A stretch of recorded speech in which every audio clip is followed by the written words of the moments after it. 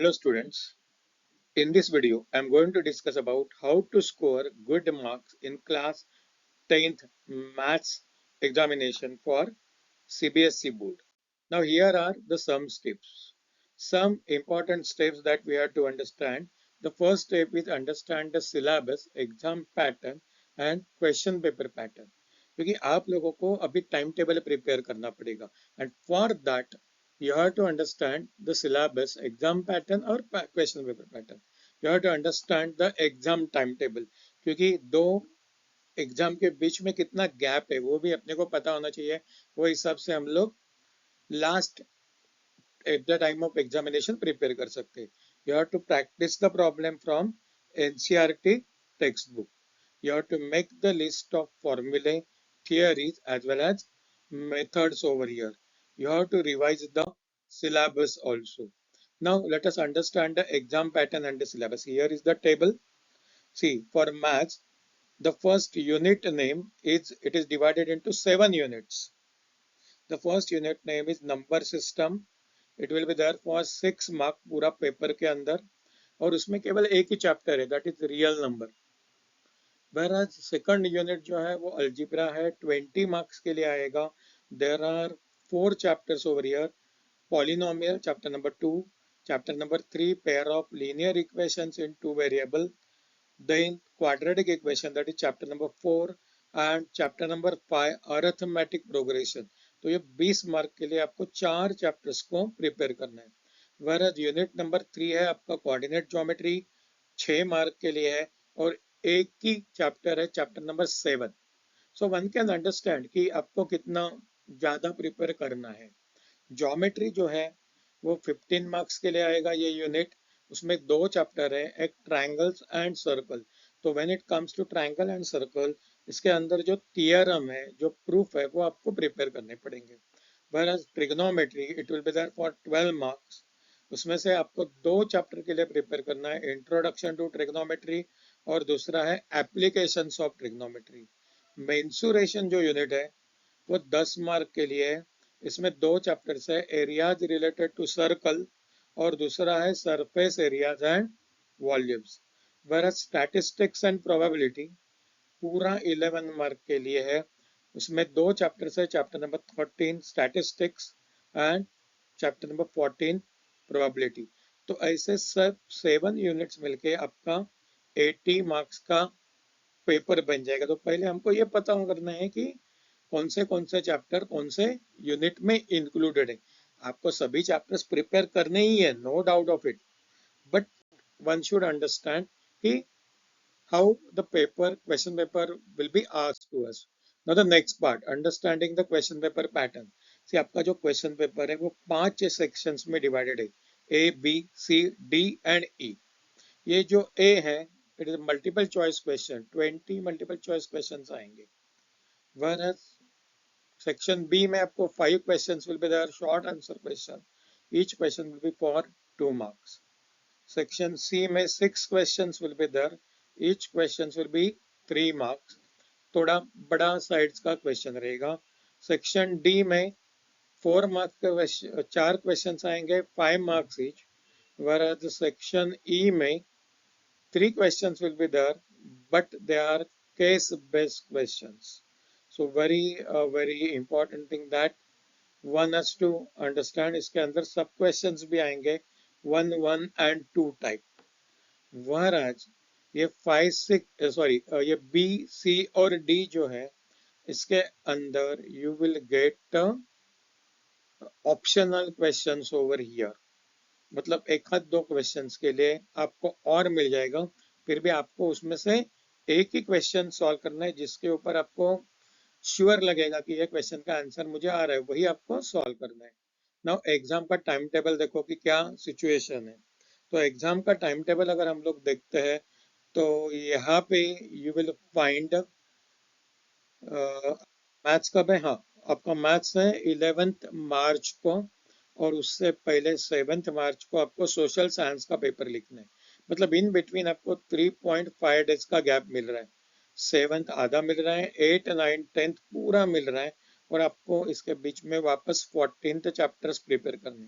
तो अभी जो आपके पास टाइम बचा है उसमें तो 14 चैप्टर आपको प्रिपेयर करनी है, आपके पास पूरा 1 मंथ है, तो यू कैन गिव से 2 days for each chapter, like that 28 days में आपको वर्किंग पूरा हो जाएगा।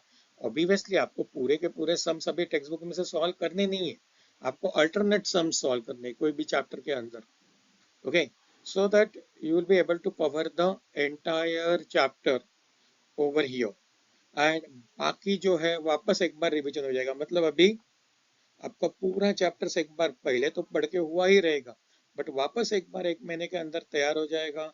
जो 2 दिन है उसमें आप रिवाइज कर पाओगे, और जब भी आपका एग्जाम है एक्चुअल में, तभी आपको वापस रिवीजन करने का मौका है, क्योंकि आपके पास ये 3.5 days are there in your hand.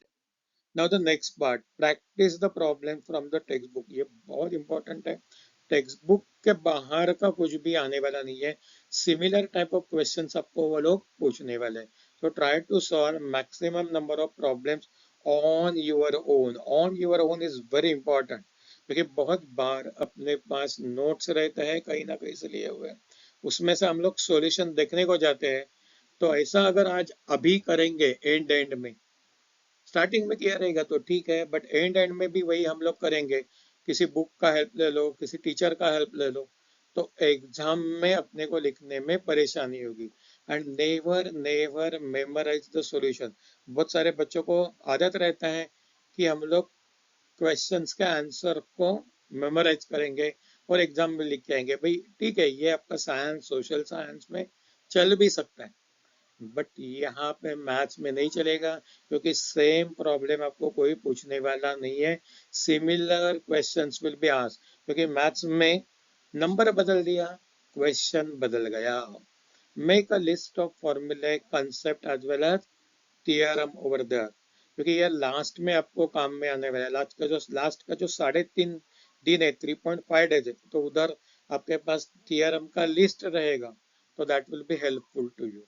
Try to understand the method of solving the problem. So instead of memorizing, you first try to understand how to solve the problem. That is very important. Now make a notes for last minute. जो आपका 3.5 दिन है, 3.5 days है, उसके ऊपर भी अपने को बहुत इंपॉर्टेंस देना है।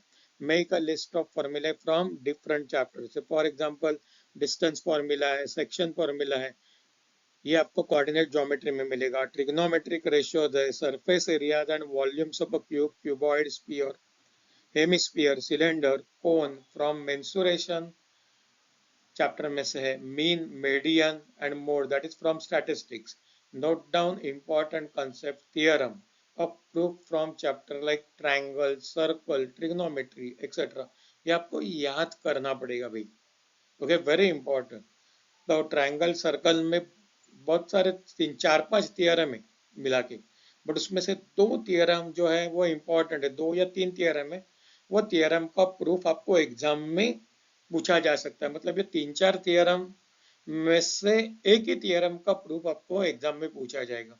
ट्रायंगल में आपके पास 4 5 थियरम है, तो उसमें से एक ही थियरम है जो स्टार्टिंग वाला, वो बहुत इंपॉर्टेंट है, बाकी सबका स्टेटमेंट्स आपको याद रखना है। सर्कल में भी वैसे ही है, 2 ही थियरम है, वो दोनों थियरम का आपको प्रूफ कैन बी आस्क्ड, मतलब दोनों में से एक थियरम का proof will be asked. Trigonometry में sine square A plus cos square A is equal to 1, वो वाला थियरम बहुत बहुत इंपॉर्टेंट है, that can be asked to you people in the exam. So presentation tips, it's very important. अभी आपने सब prepare किया, 1 महीने के अंदर सब चैप्टर्स को प्रिपेयर किया, एग्जाम से पहले जो 3.5 days में भी आपने प्रिपरेशन किया, बट फिर भी एग्जाम के टाइम पे प्रेशर बना रहता है, एंड दैट्स वाई अपने को बोर्ड एक एक्स्ट्रा टाइम दे रहा है पेपर पढ़ने के लिए। 10 मिनट पहले पेपर अपने हाथ में आ जाएगा, वहां पे आप लोगों को क्वेश्चंस को चूज करके रखना है, choose the correct questions to answer. मतलब बाकी का जो 3 आवर्स है उसमें आपका गड़बड़ नहीं होना चाहिए, आपके दिमाग में फिक्स रहना चाहिए कि ये BCDE में से मैं ये क्वेश्चंस को आंसर करने वाला हूँ। Okay, that is very important. Write down the answers in the step. Maths में स्टेप्स को मार्क्स है, तो आप लोग स्टेप वाइज लिखो। दूसरा, you have to keep your exam paper clean, avoid over writing, then do not carry out rough work in continuation of the problem. किसी किसी को आदत रहता है जो एडिशन सब्सट्रैक्शन वगैरह करने का, वो बीच में ही कर देते, साइड में आप पेंसिल से रफ वर्क करो और ऊपर लिखो rough work, that will do. It's very very important thing to be remember. So thank you for watching the video. आपको अच्छा लगा रहेगा तो do not forget to share and subscribe our channel for more such a videos. Share this channel with your friends also so that they can get benefited out of it.